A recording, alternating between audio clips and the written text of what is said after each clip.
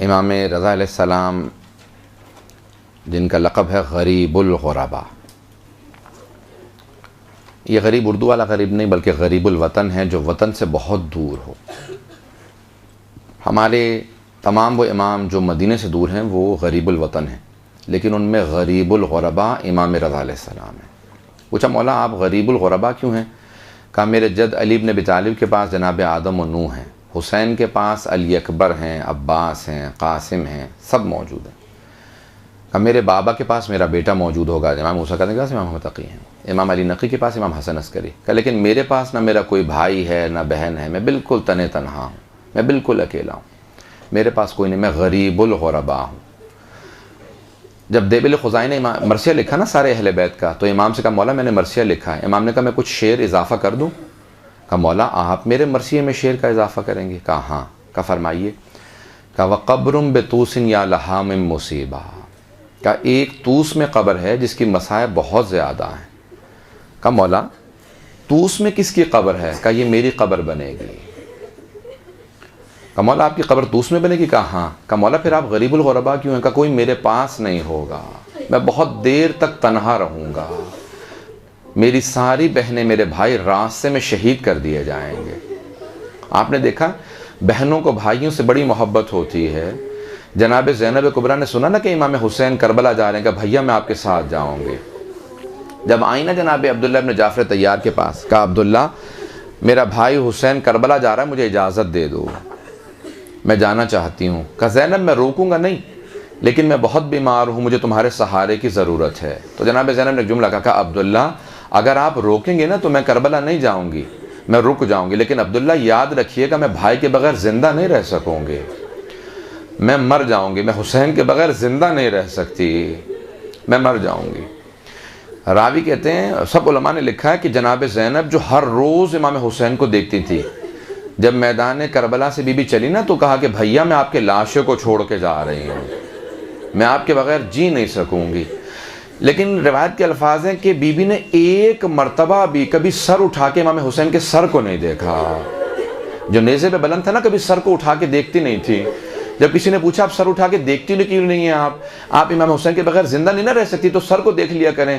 کہا نہیں میں جب سر اٹھاتی ہوں نا تو میں دیکھتی ہوں کہ نامحرموں کا مجمع ہے، میں اس لیے سر دوبارہ جھکا لیتی ہوں۔ جب واپس بھی آئیں تو ایک ہی شکوہ کیا، کہا نانا آپ کی امت نے میرا پردہ لوٹ لیا تھا، اجرکم اللہ۔ تو کچھ بہنوں کو بھائیوں سے بڑی محبت ہے، ایک جناب زینب کبریٰ ہیں جنہیں بھائی سے بڑی محبت ہے، ایک اور بہن ہے جسے بھائی سے بڑی محبت تھی۔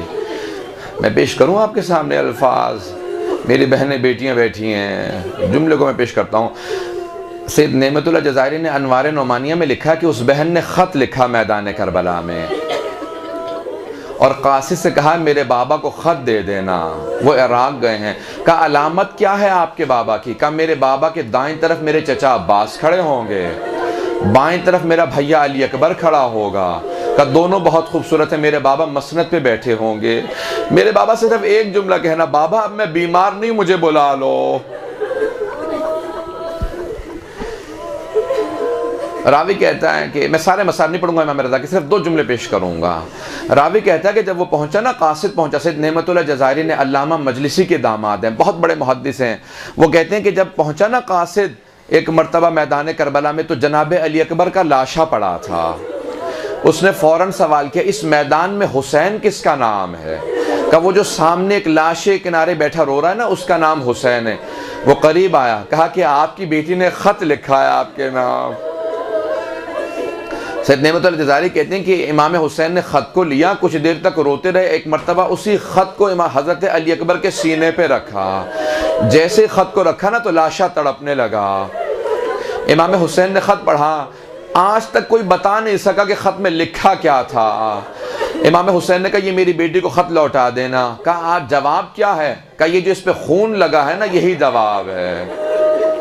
اس بہن کو بھی بھائی سے بڑی محبت تھی۔ پیش کروں تیسری کون سی بہن ہے جسے بھائی سے بڑی محبت ہے؟ اس بی بی کا نام ہے فاطمہ معصومہ یا معصومہ قوم۔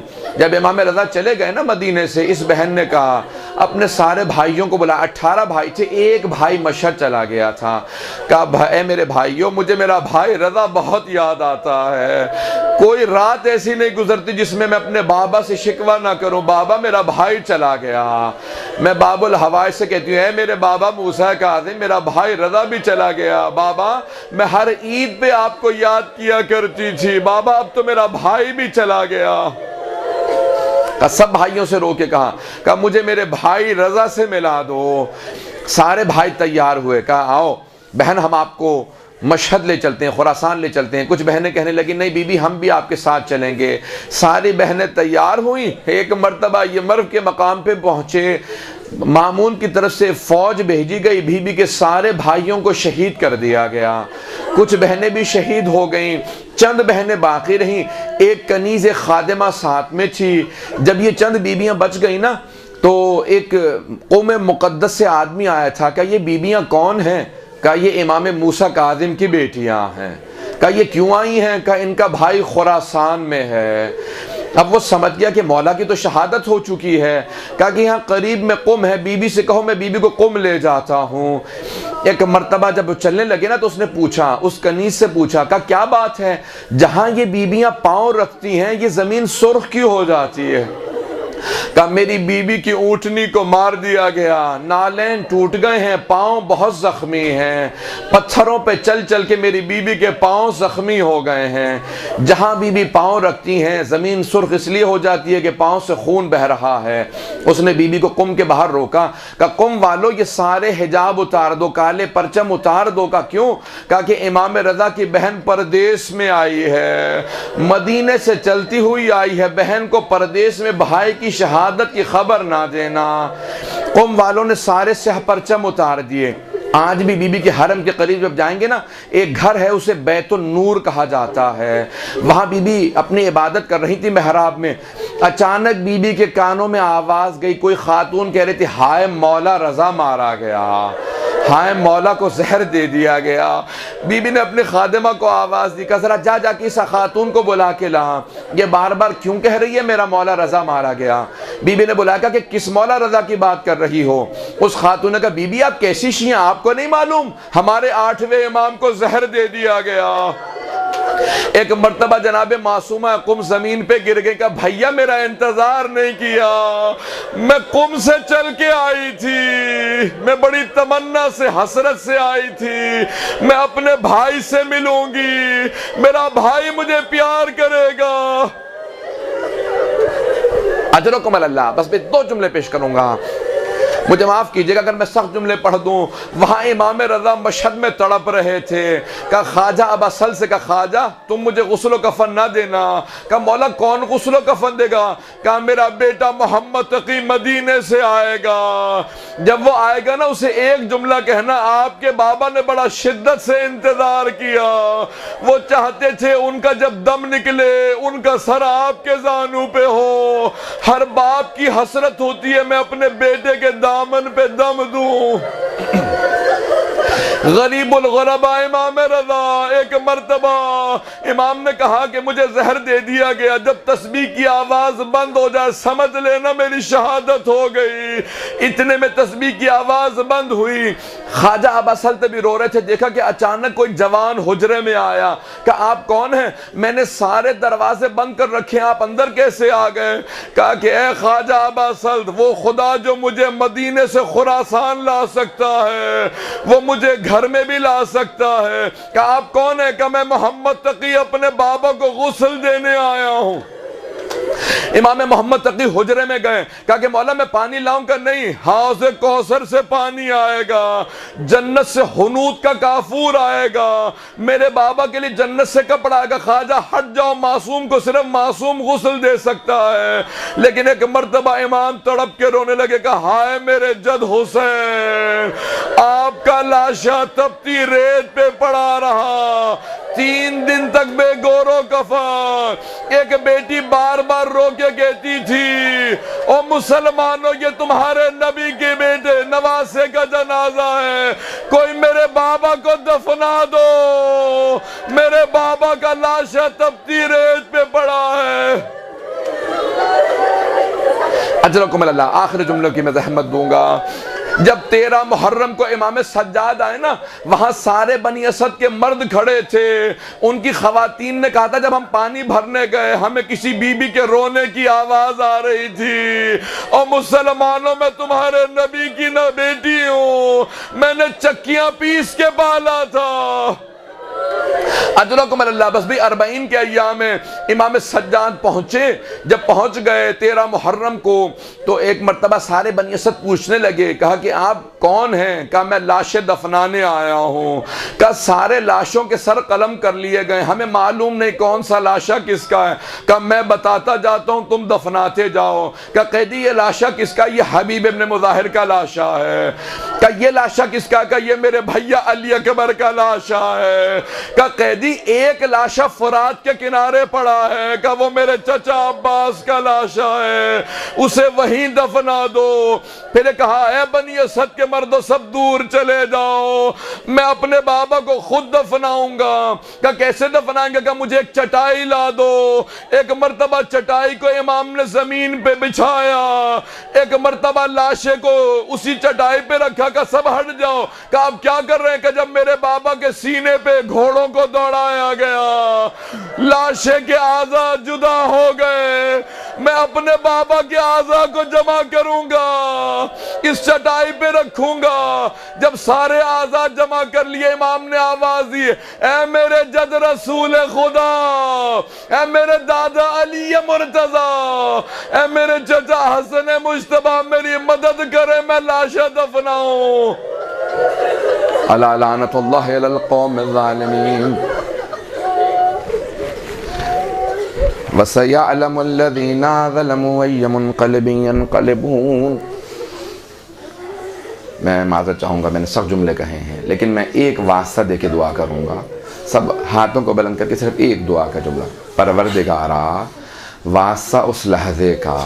ایک بہت بڑے مرجع تقلید نے کہا جو امام حسین کی زیارت کے لیے جائے نا، اسے کہہ دینا کہ دیکھو سونے چاندی کی زری دیکھ کے، روشنی دیکھ کے کبھی دھوکہ نہ کھانا، وہ جو قبر میں لاشا پڑا ہے نا وہ بڑا زخموں سے چور چور ہے، وہ لاشا بڑا زخموں سے چور چور لاشا ہے۔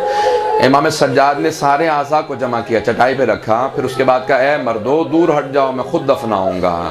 خود امام سجاد قبر میں اترے، کٹے ہوئے گلے کے نیچے رسول عربی نے ہاتھ رکھے، ٹوٹی ہوئی پسلیوں کے نیچے علی مرتضیٰ نے ہاتھ رکھے، قدموں کے نیچے حسن مجتبیٰ نے جب لاشا اٹھایا نا، امام سجاد جب لاشا لینے لگے نا، چٹائی پہ رکھا لاشا، تو محسوس کر رہے تھے کوئی بی بی کنارے کھڑی ہے، بار بار کہتی ہے سجاد ذرا آرام سے لاشا لینا، میرے بیٹے کا لاشا بڑا زخموں سے چور چور ہے۔ امام سجاد نے لاشے کو رکھا، قبر کو بند کیا، جب جانے لگے نا تو قبر پہ ایک جملہ اپنی انگلی سے لکھا، ھذا قبر ابی عبداللہ الحسین الذی قتل غریبا وعطشانا۔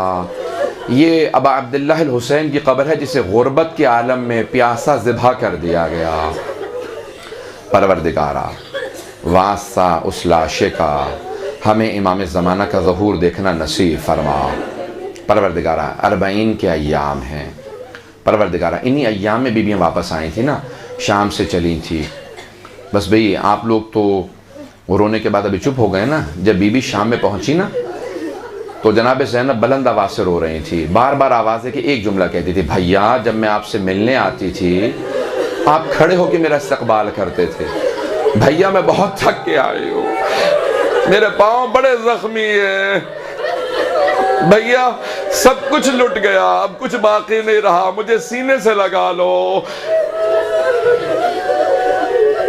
بی بی اتنا تڑپ رہی تھی، امام سجاد سے ایک جملہ کہا کہ بیٹا سجاد مجھے میرے بھائی کی قبر کا نشان بتا دو۔ امام نے اپنی پھپھی کا بازو تھاما، کہا پھپھی اماں یہ میرے بابا کی قبر ہے۔ جب ساری بیویاں قبر پہ گر گئی نا، امام سجاد سمجھ گئے کہ اگر میں نے نہ روکا نا تو ان میں سے کوئی بیوی روتے روتے مر جائے گی، تو امام سجاد نے اپنی پھپھی کا بازو تھاما، کہا پھپھی اماں بس کیجئے۔ جب بازو پکڑ کے کھڑا کر دیا نا بی بی کو زبردستی، فوراً اٹھایا، کہا پھپھی اماں بس کیجئے، کب تک روئیں گی؟ تو بی بی نے کھڑے ہونے کے بعد ایک سوال کیا، بیٹا سجاد یہ میرے بھائی کی قبر کے ساتھ والی قبر کس کی ہے؟ کہا پھپھی اماں یہ میرے بھیا علی اکبر کی قبر ہے۔ بی بی دوبارہ گر گئے، پھر رونے لگیں، پھر ایک ایک قبر پوچھتی جاتی تھی، امام سجاد بتاتے جاتے تھے. میں صرف ایک واسطہ باب الحوائج کا دے رہا ہوں، تمام حاجات یہاں پہ قبول کی جائیں گی، میرا وعدہ ہے آپ سے. جناب عباس کا صرف ایک واسطہ دے رہا ہوں. امام سجاد نے ساری قبریں بتا دی. جناب زینب نے ایک سوال کیا، بیٹا سجاد آپ نے ہر شہید کی قبر بتائی ہے لیکن میرے بھیا عباس کی قبر کا نشان نہیں بتایا. میرے بھیا عباس کی قبر کہاں؟ کہ پھوپھی اماں میرے ساتھ چلیں، میرے چچا کی قبر فرات کے کنارے ہے. جب بیویاں چلنے لگی نا تو جناب زینب نے ساری بیویوں کا راستہ روک لیا، دونوں ہاتھ سامنے پھیلا کے کھڑی ہو گئی کہ بیویوں میرے بھیا عباس کو سب کچھ بتا دینا. بتا دینا ہمیں شرابی کے دربار میں لے گئے تھے، بتا دینا ہمیں تازیانے مارے گئے تھے، بتا دینا ہماری چادریں لوٹی گئی تھی، لیکن بیویوں مت بتانا سکینہ شام میں رہ گئی. میرے بھائی کی غیرت برداشت نہیں کرے گی. پروردگارا واسطہ اس لحظے کا جب بیویاں جناب عباس کی لاشیں پہ رو رہی تھی، جناب عباس کی قبر پہ گریہ کر رہی تھی. پروردگارا باب الحوائج کا واسطہ ہماری گنہگار آنکھوں کو امام زمانہ کی زیارت نصیب فرما. پروردگارا ہم سب کی عاقبت بخیر فرما، خلوص نیت سے دین کی خدمت کی توفیق عنایت فرما. ہم سب کو اخلاص کے ساتھ خدمت جناب سید الشہداء کی توفیق عنایت فرما. ہم جو مجالس پڑھیں، جو ذکر کریں، اپنی بارگاہ میں قبول و منظور فرما. ہم سب کی عاقبت بخیر فرما. پروردگارہ ہم سب کو اہل بیت علیہ السلام کی خوشنودی نصیب فرما. امام زمانہ کا ظہور دیکھنا نصیب فرما. ہمارے مقامات مقدسہ کی حفاظت فرما. نجف و کربلا کی، کاظمین کی، سامرہ کی، بلد کی، شام کے تمام روضوں کی حفاظت فرما. جنت البقیع تعمیر ہوتا دیکھنا نصیب فرما. جو ہاتھ بلند ہیں کسی کو رد نہ فرما. پروردگار سب کی دعائیں اپنی بارگاہ میں قبول و منظور فرما.